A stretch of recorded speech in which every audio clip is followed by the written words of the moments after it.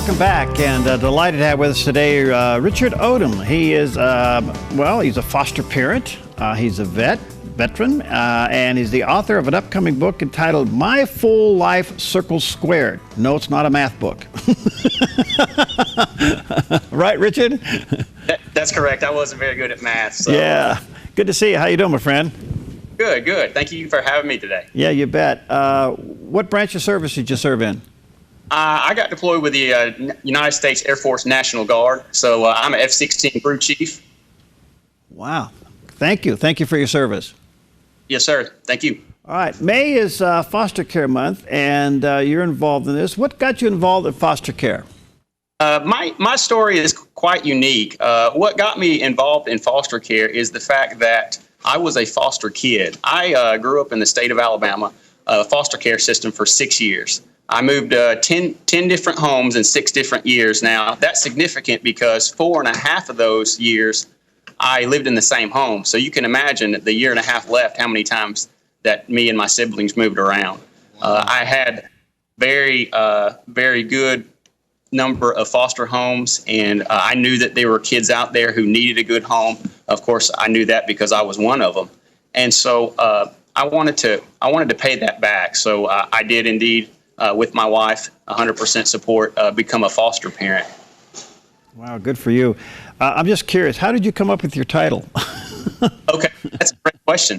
So my full life circle squared.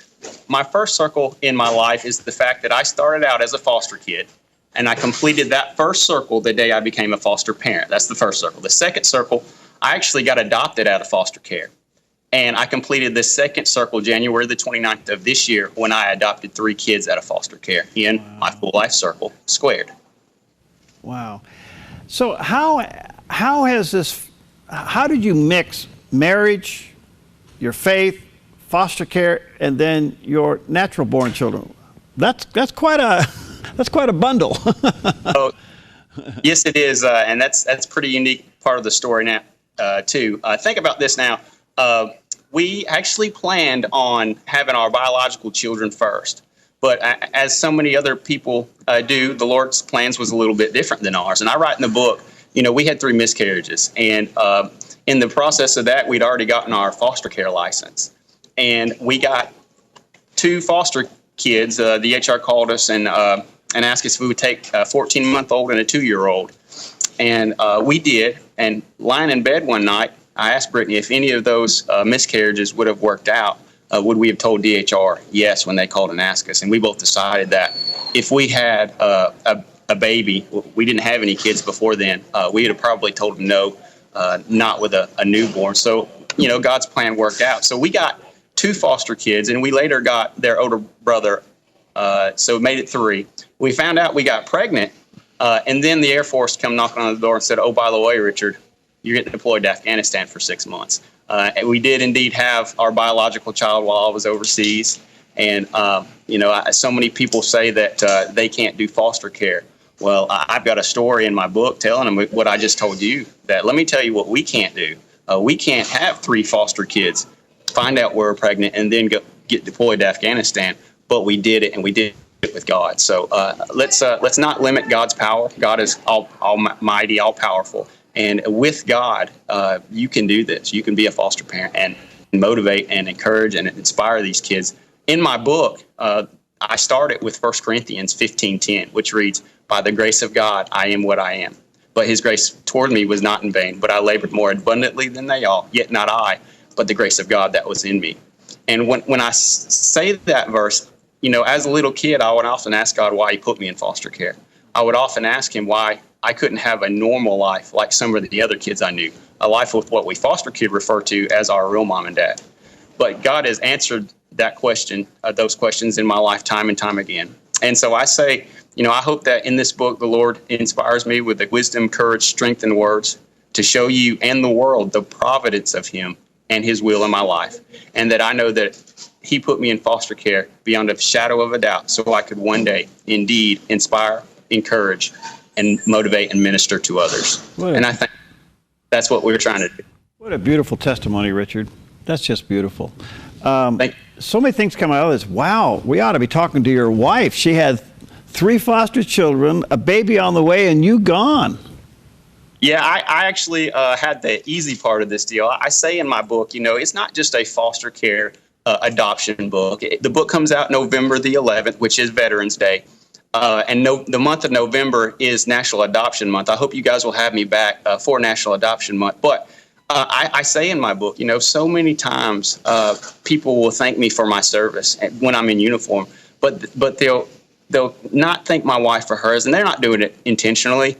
But I say in my book, I wonder who had it harder, me or her, and I'm pretty sure it was her. Wow. Now, the 3 kids that you had in foster, that you have as a foster parent, you still have those? I mean, did you have them for full time? We did. We actually, and that's the second half of my story. We actually, God blessed us, and we were able to adopt those 3 children.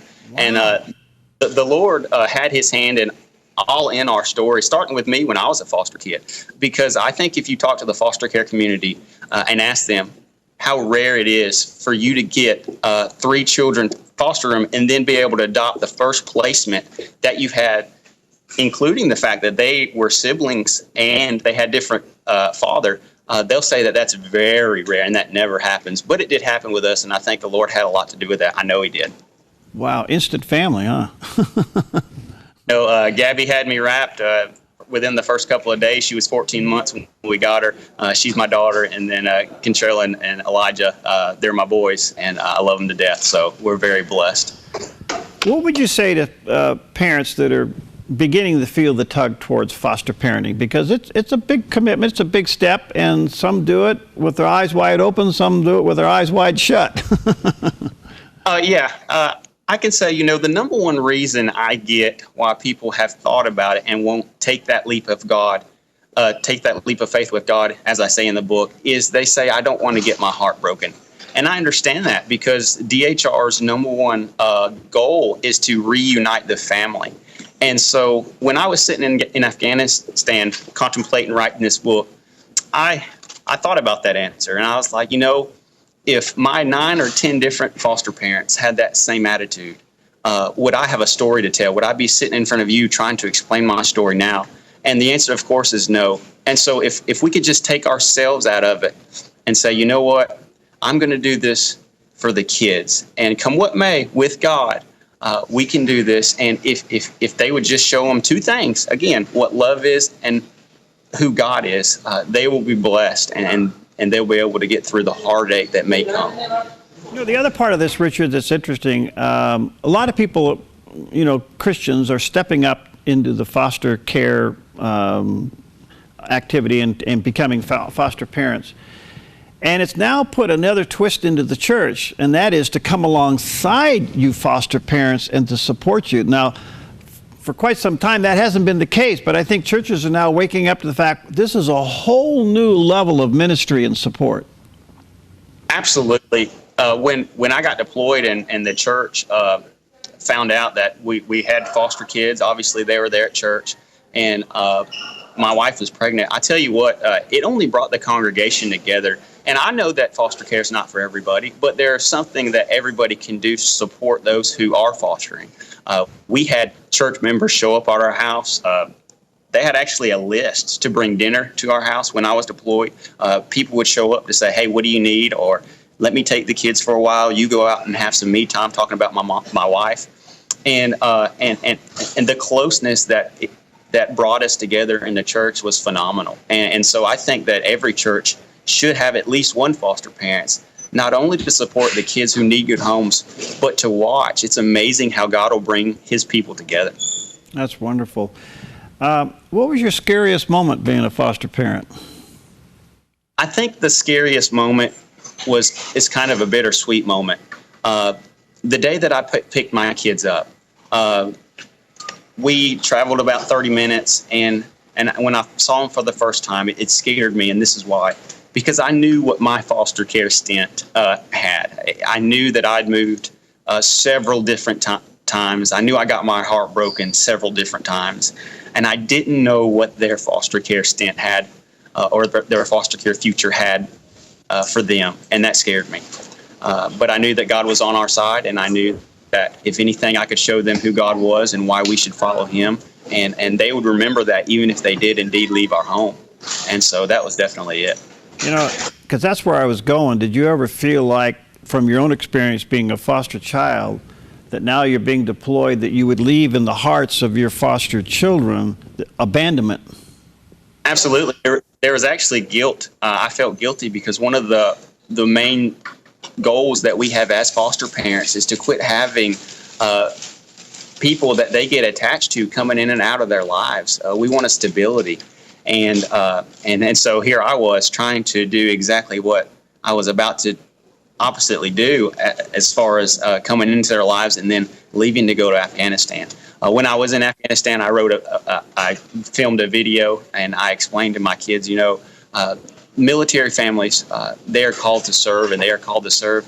And sometimes that requires them to leave times in their life. But that's not because we don't love you, and it's not because we don't care. And some fathers, they just abandon their children like my biological did us, and that's unacceptable. But there are good reasons. Serving your country is definitely one of those reasons. Are you still active duty now? Yes, sir, I'm in the Guard. I'm a senior airman in the Air Force, Alabama National Guard. Wow. So what's the future? Where are you going? How old are your kids now? Gabby is 4, Elijah is 7, Contrell is 5, and then Annabelle, she's our biological, the one I had when I was deployed. She'll be 2 in September. She was actually born September 11th over there in Afghanistan, which is a story in of itself. But we also have another one. We still maintain our foster care license. So we have a newborn. He's 3 months old. We sat with him when he was detoxing in the hospital, and we ended up, by the grace of God, being his foster parents. And he's fine now, just a normal child. And we don't know what the future will hold for him.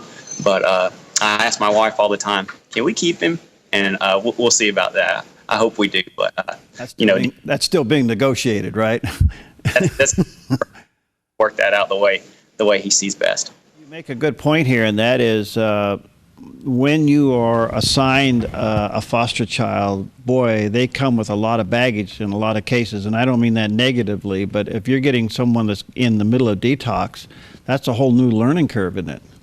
Oh, absolutely. It'll just break your heart because, just like me when I was a foster kid, these kids are dealt a bad hand that they had no control over, and so they're put in foster care. When I was a foster kid, I always felt like I was facing a Philistine. And when I say that, I mean David and Goliath. And then I would overhear, that kid doesn't have a chance. He won't amount to anything. And I always turn that negative speech into positive motivation to say, you know what? I remember who won that fight. In the Bible, it says that David prevailed over Philistine and killed him. And so I've only used that as encouragement and motivation for me to be a productive member of society and so much more. And I hope to instill that in my kids as well. Don't let your past define your future. Well, you again underscore something I have said for years, and that is whatever God saves you from or brings you through, he turns around and makes you a minister to. And you and your wife are certainly, you're an incredible witness and example. So congratulations. The book comes out when, Richard? It's November the 11th. That is Veterans Day. I wanted to tie the military side of the story as well as the adoption side of the story. The month of November is National Adoption Month, so November the 11th, 2016.